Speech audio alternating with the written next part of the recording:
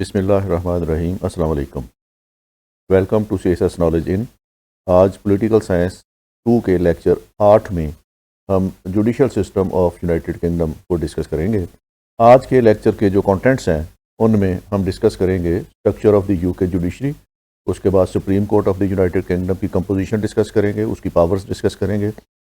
फिर जो judicial system है उसके कंपोनेंट्स में, जिसमें वेल्स का जुडिशल सिस्टम है, स्कॉटलैंड का जुडिशल सिस्टम है, इंग्लैंड का जुडिशल सिस्टम है और आयरलैंड का जुडिशल सिस्टम है। तो यूके में 3 डिफरेंट जुडिशल सिस्टम्स चल रहे हैं, जिसमें इंग्लैंड और वेल्स का अपना एक जुडिशल सिस्टम है और स्कॉटलैंड की अपनी जुडिशरी है और नॉर्थर्न आयरलैंड की अपनी जुडिशरी है। इन तीनों की कंपोजिशन को हम देखेंगे कि ये किस तरीके से काम करते हैं। उसके बाद फिर हम इंडिपेंडेंस ऑफ जुडिशरी पे बात करेंगे कि यूनाइटेड किंगडम में जुडिशरी किस तरीके से इम्पोर्टेंट है। तो आइए शुरू करते हैं आज का lecture. Overview of the judicial system of United Kingdom इस तरह से है कि within the UK there are 3 separate judicial system. जैसे मैंने आपकी पिछली स्लाइड पे बताया है कि यूनाइटेड किंगडम में 3 सेपरेट जुडिशल सिस्टम्स काम कर रहे हैं।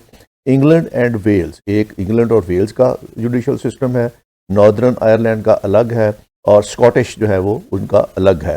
दे हैव देयर ओन ज्यूरिसडिक्शंस। इन सब की ज्यूरिसडिक्शन अपनी अपनी अलग-अलग है। The UK supreme court is the last court of appeal for all 3 court systems and is the main court that handles constitutional issues.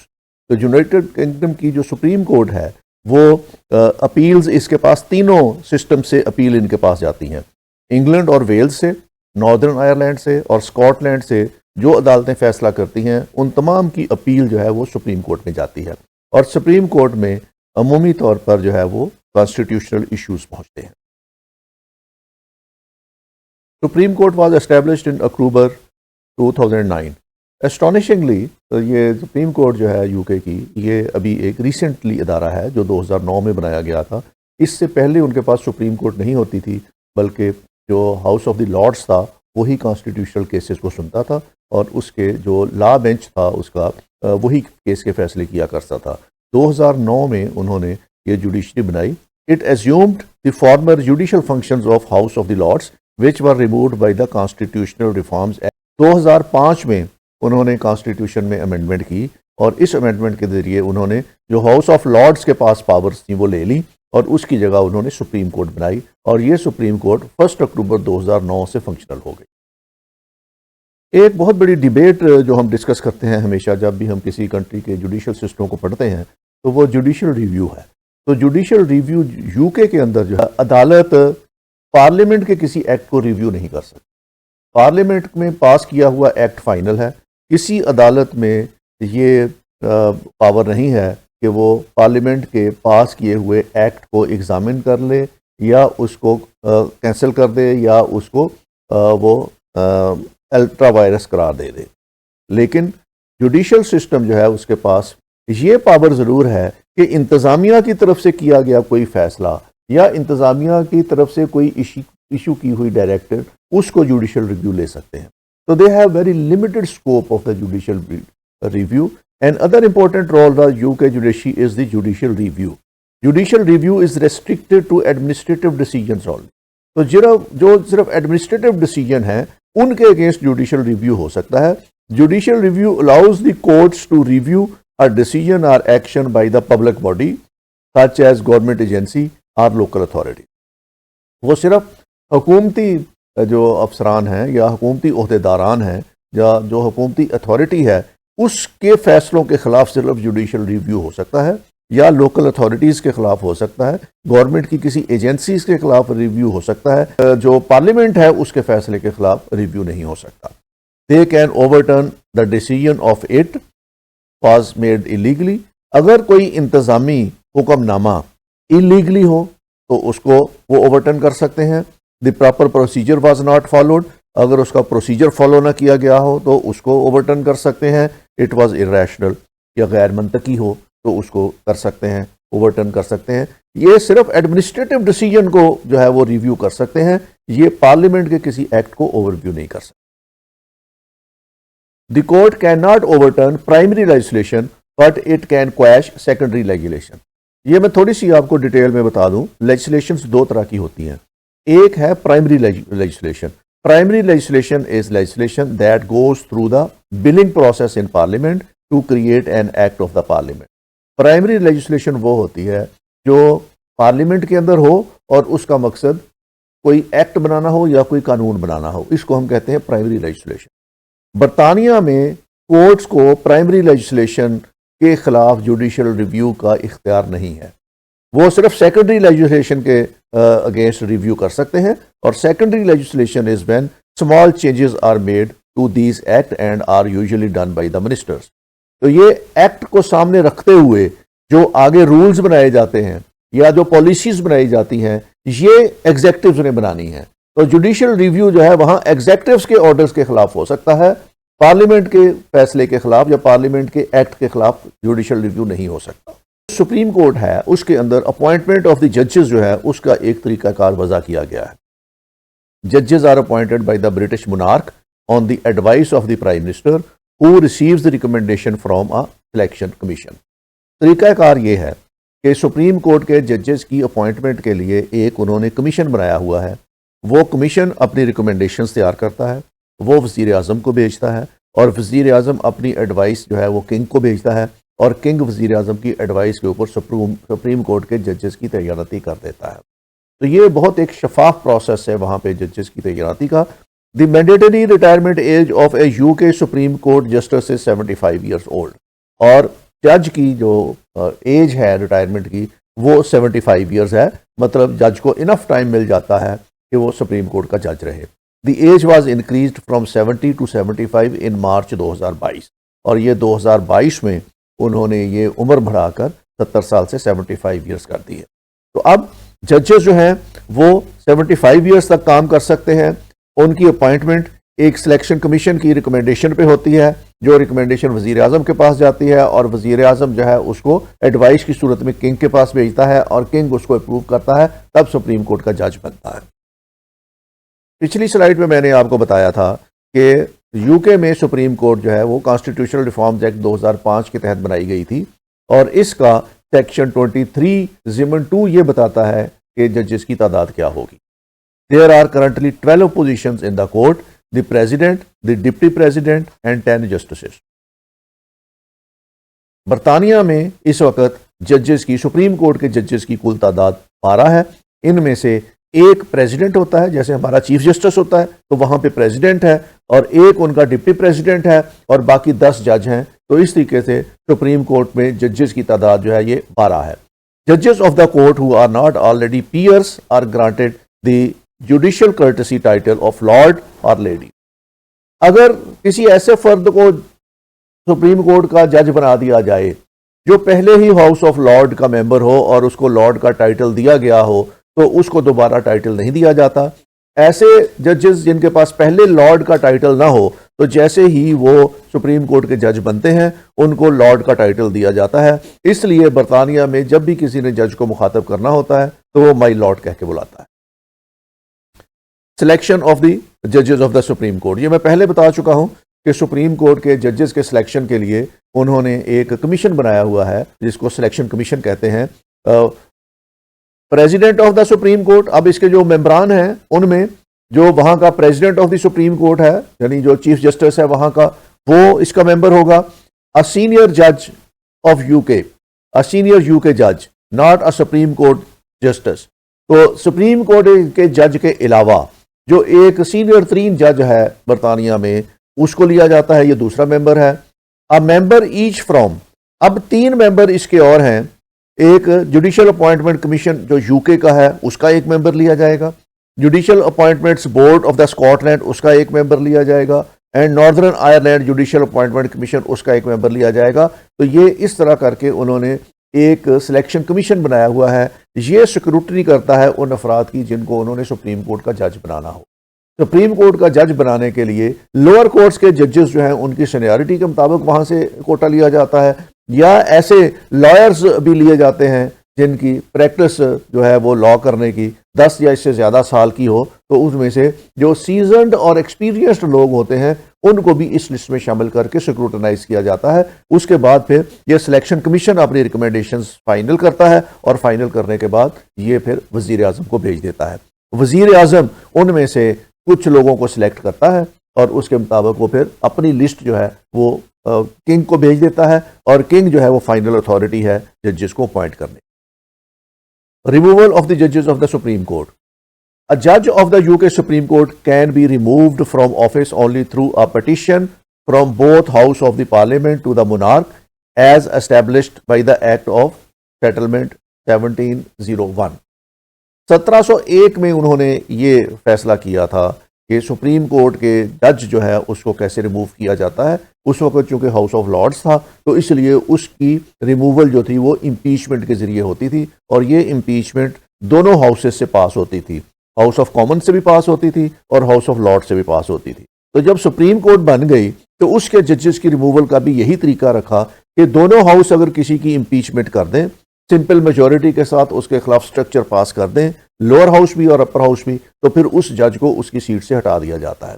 इसके अलावा किसी और तरीके से बरतानिया में जज को नहीं हटाया जा सकता। किंग या वजीर आजम के पास कोई इख्तियार नहीं है कि वो सुप्रीम कोर्ट के जज को उसके ओहदे से हटा दें। उसके लिए सिर्फ एक ही तरीकाकार है कि हाउस ऑफ कॉमन्स में या हाउस ऑफ लॉर्ड्स में एक तहरीक पेश की जाए और उस तहरीक को सिंपल मेजॉरिटी से पास हो जाए और दूसरा हाउस भी उसको सिंपल मेजॉरिटी से पास कर दे, तो फिर ये इम्पीचमेंट जो है वो कैरी ऑन हो सकती है और जज को उस ओहदे से हटाया जा सकता है। This power is rarely exercised and has never been used against a supreme court जज इन मॉडर्न हिस्ट्री। तो ऐसी कोई मिसाल नहीं है मॉडर्न हिस्ट्री में कि सुप्रीम कोर्ट के किसी जज के खिलाफ कोई इम्पीचमेंट की कार्रवाई से उसको उसके ओहदे से हटा दिया गया। तो बरतानिया में जुडिशरी जो है वो इंडिपेंडेंट है और उसके जज को हटाने का तरीका जो है वो ये है कि दोनों हाउस उसके खिलाफ जो है वो इम्पीचमेंट की प्रोसीडिंग्स जो पास करें तब वो जज को हटाया जा सकता है। अब मैं स्ट्रक्चर बताता हूँ आपको जो जुडिशरी का स्ट्रक्चर है, और जुडिशरी का स्ट्रक्चर जो है ये इंग्लैंड और वेल्स के अंदर जो स्ट्रक्चर फॉलो किया जाता है वो ये है कि सुप्रीम कोर्ट तमाम अदालती अमूर जो है वो उनकी सरबराह है और उसके बाद जो जुडिशरी है वो दो हिस्सों में तकसीम की हुई है, एक क्रिमिनल विंग है और एक सिविल विंग है। क्रिमिनल विंग में कोर्ट्स ऑफ अपील है, क्राउन कोर्ट है और मजिस्ट्रेट कोर्ट्स है। और ये मजिस्ट्रेट कोर्ट्स लोअर कोर्ट हैं वहाँ की, जैसे हमारे ज़िलों के अंदर अदालतें होती हैं, सेशन कोर्ट है या उसके नीचे मजिस्ट्रेसी है, तो मजिस्ट्रेसी के ऊपर उनकी क्राउन कोर्ट है। और इसके अलावा ये जो क्राउन कोर्ट है इसकी मिसाल ऐसे ही है जैसे हमारे डिस्ट्रिक्ट एंड सेशन जज होता है और उसके नीचे मजिस्ट्रेट्स होते हैं। और उसके बाद कोर्ट ऑफ अपील की हैसियत वहाँ पे वैसे ही है जैसे हमारे हाई कोर्ट है और हाई कोर्ट में अपील्स जाती हैं तो यहाँ उन्होंने कोर्ट ऑफ अपील कहा हुआ है। तो इस तरह सिविल में सबसे नीचे काउंटी कोर्ट है, उसके ऊपर हाई कोर्ट ऑफ जस्टिस है। हाई कोर्ट ऑफ जस्टिस में क्वींस बेंच, 3 बेंच हैं, Queen's bench, chancery and family, और इसके बाद इनकी कोर्ट ऑफ अपील है और ये सिविल नेचर के केसेस हैं। तो जुडिशल सिस्टम ऑफ यूके का जो है ये बैन ही ऐसा ही है जैसा पाकिस्तान के अंदर हमने फॉलो किया हुआ है। हमने बेसिकली उन्हीं की कॉपी की है कि सुप्रीम कोर्ट तमाम अमूर को देखती है, उसके नीचे क्रिमिनल विंग है और सिविल विंग की अलग-अलग अदालतें हैं और उसके नीचे जो है ये हाई कोर्ट्स हैं हमारे पास और उसके नीचे फिर डिस्ट्रिक्ट कोर्ट्स हैं और उसके बाद फिर लोअर जुडिशरी है। तो ये हमने चूंकि जुडिशल सिस्टम बरतानिया से लिया हुआ है तो हमारा जुडिशल सिस्टम जो है वो इंग्लैंड के जुडिशल सिस्टम से मिलता जुलता है। इंग्लिश जो सिस्टम है जुडिशरी का और वेल्स का जो सिस्टम है ये दोनों आइडेंटिकल हैं, एक जैसे ही हैं। और इसमें judicial system of England and Wales consist of 5 levels. इनके 5 लेवल हैं अदालती अमूर के। इन 5 लेवल्स में द कोर्ट ऑफ अपील है, द हाई कोर्ट है, द क्राउन कोर्ट है, द मजिस्ट्रेसी कोर्ट्स हैं और काउंटी कोर्ट्स हैं। इनमें से कुछ अदालतें जो हैं वो क्रिमिनल केस की साइड की तरफ है और कुछ जो सिविल साइड की तरफ से हैं। तो court of appeal deals solely with appeals. It is divided into 2 divisions, criminal and civil. High court hears more complex civil and family cases at first instance. It contains 3 divisions, the Queen's Bench, Family and Chancery. और crown court जो है deals with more serious criminal cases and appeals from magistrates. और magistrates जो है is the first court of instance. It handles 95% of all criminal cases and some civil cases. और county courts जो हैं ये civil matters और family matters को देखने के लिए हैं। तो इस तरह उन्होंने सिविल और क्रिमिनल कोर्ट्स अलग-अलग की हुई। इस डायग्राम में इंग्लिश और वेल्स कोर्ट का कंप्लीट स्ट्रक्चर दिया गया है। इसको आप एक नज़र देख लेंगे तो आपको समझ आ जाएगा, इसका स्क्रीनशॉट ले लें और इसको डिटेल के साथ पढ़ लें। ये उसी की एक्सप्लेनेशन है जो पिछली स्लाइड पे मैंने आपको चीज़ें दिखाई थी। इसके बाद स्कॉटिश कोर्ट्स हैं। ये मॉडल जो है ये इंग्लैंड और वेल्स के मॉडल से स्लाइटली डिफरेंट है। इसमें यूके सुप्रीम कोर्ट है और इसके बाद इसमें दो तरह की कोर्ट्स नीचे काम करती हैं, एक शेरिफ प्रिंसिपल और एक शेरिफ कोर्ट, और इसके बाद दूसरी तरफ ये कोर्ट ऑफ सेशन है और तीसरा इसका court of session outer house है। तो यहाँ से आउटर हाउस से जो है कोर्ट ऑफ सेशन में अपीलें जाती हैं और शेरिफ के फैसले और शेरिफ प्रिंसिपल के फैसले के खिलाफ भी यहाँ अपीलें आती हैं और यहाँ से फिर इसके फैसले के खिलाफ अपील जो है ये सुप्रीम कोर्ट में जाती है। तो ये स्कॉटिश कोर्ट जो है ये डिफरेंट है from England and Wales. Scottish court जो है इसमें भी 4 लेवल्स हैं, इसके 4 लेवल्स हैं। A court of session and the high court of the justiciary are the highest courts of appeals in Scotland and cover very serious criminal and civil offences respectively at the first instance or in appeal। तो एक तो इनकी court of session है और court of high court है, court of session है और high court है। इनमें जो है वो अपील्स जाती हैं या सीनियर क्रिमिनल केसेस जो हैं वो इस नेचर के फर्स्ट इंस्टांस के तौर पर इनमें जाते हैं।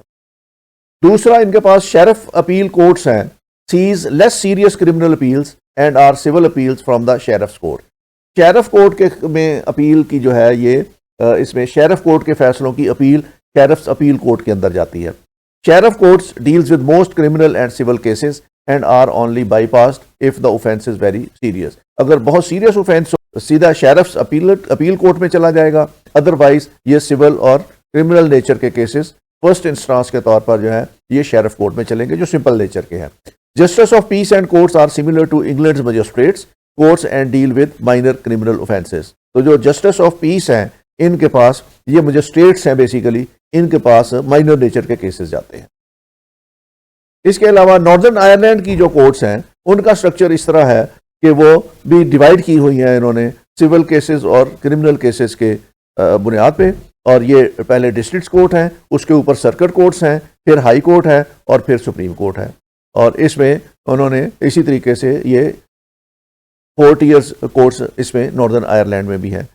और ये तीनों जो है इंग्लैंड और वेल्स और स्कॉटलैंड और आयरलैंड, इनका जो स्ट्रक्चर है कोर्ट्स का अपने अपने एरियाज के अंदर ये डिफरेंट है।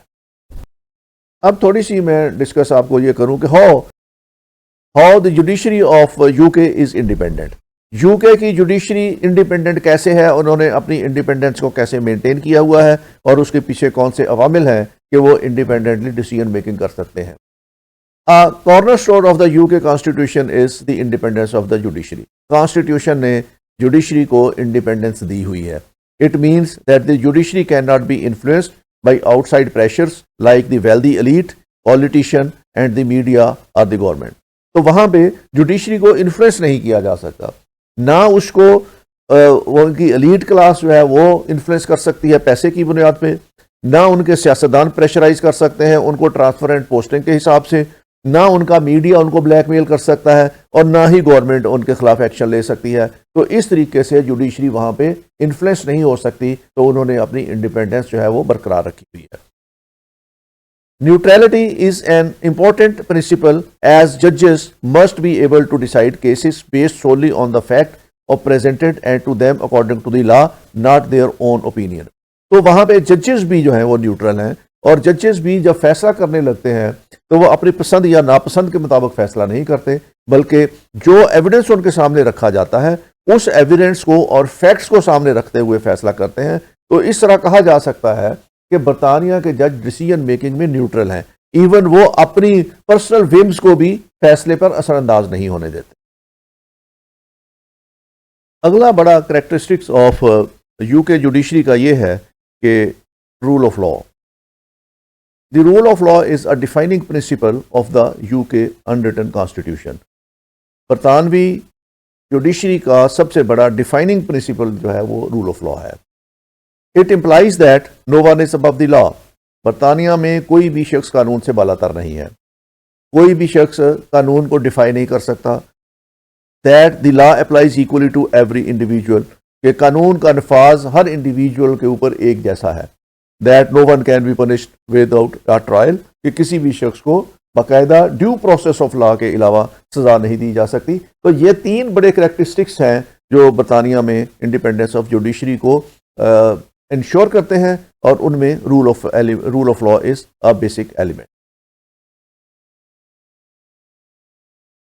अगला बड़ा एलिमेंट जो वहाँ पे इंडिपेंडेंस ऑफ जुडिशरी को इंश्योर करता है, that is your jury system.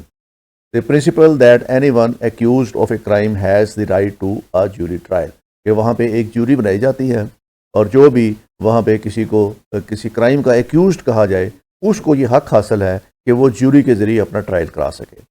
12 randomly selected individuals are chosen to hear evidence in a case and decide the outcome to facilitate this। 12 अफराद ज्यूरी के मेंबर चुने जाते हैं और ये तमाम केस सुनते हैं, उसकी एविडेंस देखते हैं, और एविडेंस देखने के बाद ये अपनी मेजर जजमेंट देते हैं कि उनके नज़दीक ये शख्स क्रिमिनल है या नहीं है, या इसने क्राइम किया है या नहीं किया, या इसकी क्राइम में इन्वॉल्वमेंट है या नहीं। The UK only has juries in the cases of criminal trials. ये क्रिमिनल ट्रायल में ज्यूरीज बनाई जाती हैं from the crown court level or above in England, Wales and Northern Ireland, or the sheriff court or above in Scotland.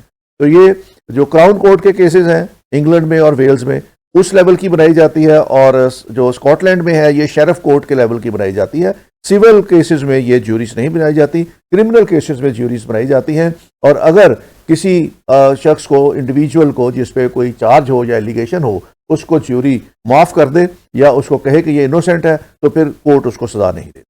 तो ये एक और उन्होंने इंडिपेंडेंस ऑफ जुडिशरी के लिए है कि जुडिशरी वहाँ पे आज़ादाना तौर पर फैसले कर सके। इसके अलावा transparent method of appointment of जजेस, के सुप्रीम कोर्ट के जजेस की तैनाती का तरीका जो है वो बहुत ट्रांसपेरेंट है, और उनके ऊपर किसी किस्म का पॉलिटिकल इन्फ्लुएंस नहीं है, और सोशल इन्फ्लुएंस नहीं है, मीडिया का इन्फ्लुएंस नहीं है, गवर्नमेंट ऑफिसर्स का इन्फ्लुएंस नहीं है, या गवर्नमेंट अथॉरिटीज़ का इन्फ्लुएंस नहीं है। तो जुडिशरी इंडिपेंडेंट फैसले करती है। इसके अलावा tenure and safety from the removal from service, उनका टेन्योर फिक्स है, 75 ईयर्स एज की हुई है, और उन्होंने उससे पहले ना जज को ट्रांसफ़र किया जा सकता है, ना उसको ओहदे से रिमूव किया जा सकता है। रिमूव करने का जो प्रोसीजर है वो बहुत मुश्किल है कि दोनों हाउस जो हैं वो सिंपल मेजॉरिटी के साथ उसके खिलाफ स्ट्रक्चर पास करें, तब जज को ओहदे से हटाया जा सकता है। लेकिन आज तक उनकी नियर हिस्ट्री में किसी जज को इस तरह ओहदे से नहीं हटाया गया। अगला उनका जो है इंडिपेंडेंस ऑफ जुडिशरी का, that is protection of salary, कि उनकी जो मराआत हैं जजेस की, उनको प्रोटेक्ट किया गया है, और उनकी जो सुप्रीम कोर्ट के जजेस हैं उनको 2,29,530 पाउंड पर ईयर जो है वो सैलरी दी जाती है, और गवर्नमेंट इस सैलरी को कम नहीं कर सकती। तो ये उनके जो फाइनेंशियल बेनिफिट्स हैं उनको प्रोटेक्ट किया गया है, और जजेस को इस तरीके से गवर्नमेंट जो है वो हरास नहीं कर सकती कि उनकी मराद कम कर दे या उनकी सैलरी कम कर दे। तो इस तरीके से उन्होंने इंडिपेंडेंस ऑफ जुडिशरी को इंश्योर किया हुआ है। ये था हमारा आज का लेक्चर, जिसमें हमने यूके पॉलिटिकल सिस्टम में यूके जुडिशरी पे बात की। हमने सुप्रीम कोर्ट का स्ट्रक्चर देखा, हमने लोअर कोर्ट्स का स्ट्रक्चर देखा, उनके फंक्शंस देखे, और उसके बाद हमने इंडिपेंडेंस ऑफ जुडिशरी पे बात की। अगला लेक्चर भी हमारा यूके पॉलिटिकल सिस्टम पे ही होगा, जिस पे हम वहाँ का लोकल गवर्नमेंट सिस्टम जो है उसको स्टडी करेंगे। उस वक्त तक के लिए thank you very much, take care, खुदा हाफिज़।